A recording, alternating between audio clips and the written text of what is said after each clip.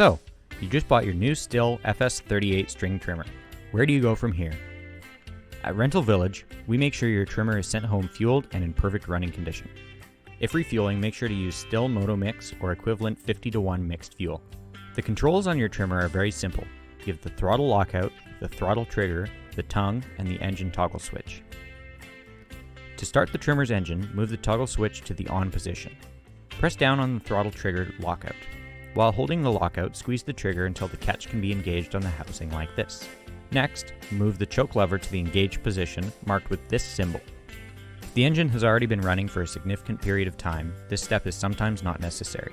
Press the fuel bulb at least 5 times, even if there's fuel in the bulb.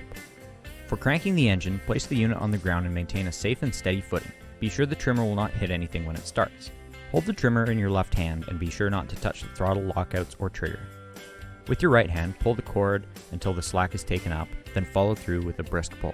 After no more than 5 pulls, and once the engine begins to fire, which sounds like this, turn the choke lever to the disengaged position, marked with this symbol.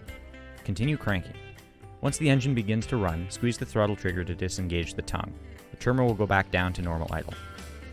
To stop the engine, move the toggle switch to the off position. Congrats on your new purchase. From everyone at Rental Village, happy trimming.